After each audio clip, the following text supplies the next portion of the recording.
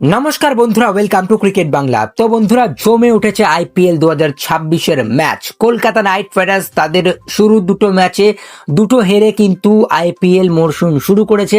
Kolkata night রাইডার্সের batting বিভাগ, bowling বিভাগ, ফিল্ডিং বিভাগ, ক্যাপ্টেন্সি বিভাগে কিন্তু একটা বড় করে কোয়েশ্চেন মার্ক রেখে গেছে কলকাতা নাইট রাইডার্সের প্লেয়াররা।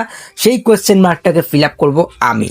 দেখো, অ্যাকচুয়ালি আমার অত যোগ্যতা নেই যে আমি ফিল আপ করতে পারবো, সেটা কেকেআর এর ম্যানেজমেন্ট ফিল আপ করবে। বাট আমার কি মতামত থাকছে সেটা আমি দেবো, তোমাদের মতামত তোমরা অবশ্যই জানাবে।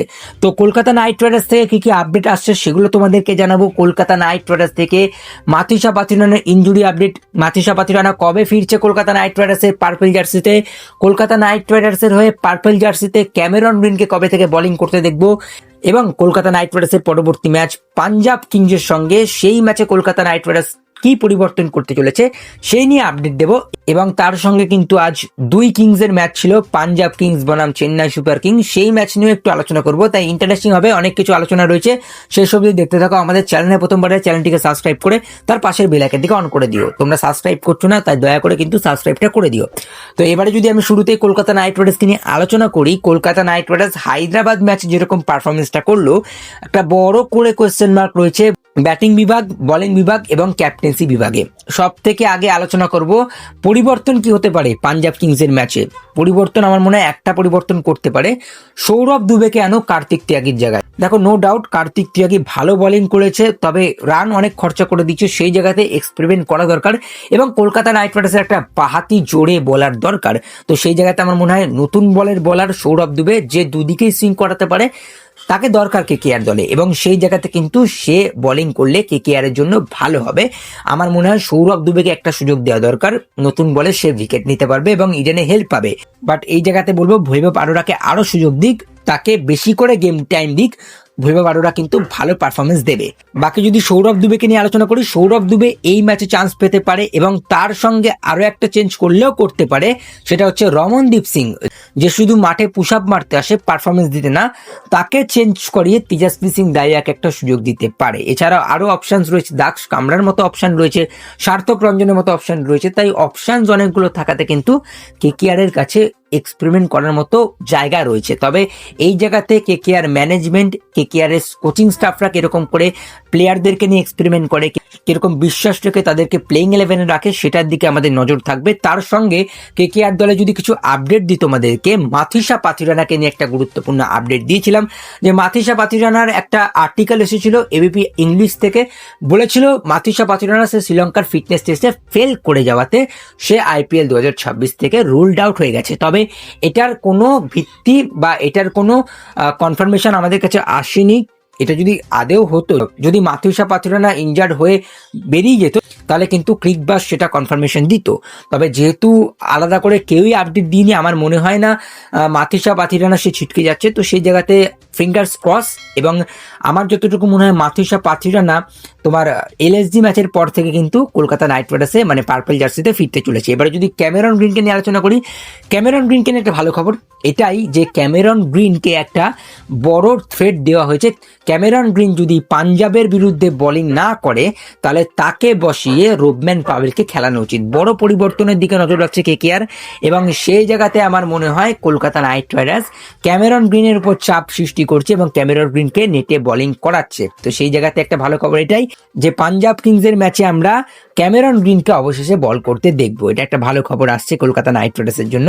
বাকি আরো একটা ছোট্ট করে আপডেট দিয়ে দিই, কলকাতা নাইট রাইডার্স সুনীল নারিনকে নিয়ে একটু সিরিয়াস হয়েছে। সুনীল নারিনকে ওপেনিং করার কথা ভাবছে আজিঙ্কে রাহানে। সুনীল নারিন এবং ফিন অ্যালেনকে দিয়ে যদি ওপেনিং করায়, ভাবতে পারছো কিরকম জুটি তৈরি হবে। আর আমি প্রথমেই বলেছিলাম আইপিএল শুরু হওয়ার আগে, অনেক আগে বলেছিলাম যে ফিন অ্যালেন এবং সুনীল নারিন ওপেনিং করুক, কিন্তু কলকাতা নাইট রাইডার্স সেটা করেনি। ফিন এবং আজিঙ্কের সাথে যাচ্ছে। ফিন এবং আজিঙ্কে খারাপ জুটি না, আমি এই জায়গাতে বলবো ভালো জুটি।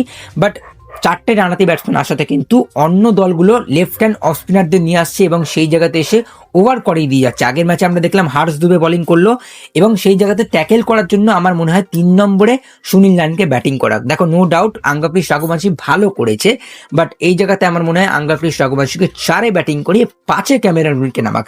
ক্যামেরন গ্রিন সে পাওয়ার পেতে ভালো করে ব্যাটিং করতে পারছে না, সেই জায়গাতে ক্যামেরন গ্রিনকে একটু মিডলের দিকে খেলাক এবং ক্যামেরন গ্রিনকে অনেকটা রাসেলের মতো ইউজ করতে পারে। লাস্টে সে একটু 10 বলে 25-30 এরকম যদি একটা ইনিংস খেলে দেয়, সেটাও কিন্তু ক্যামেরন গ্রিনের জন্য বেটার হবে। তো এই জায়গাতে আমি বলবো এরকম অ্যাপ্রোচ হলে ভালো হবে। এবং পরিবর্তনের কথা বললে আগেই বললাম যে সৌরভ দুবে আসলেও আসতে পারে এই ম্যাচে পাঞ্জাবের বিরুদ্ধে, এবং তার সঙ্গে একটা বড় পরিবর্তনের দিকে নজর রাখছে, সেটা হচ্ছে তেজস্বী সিং দাইয়া।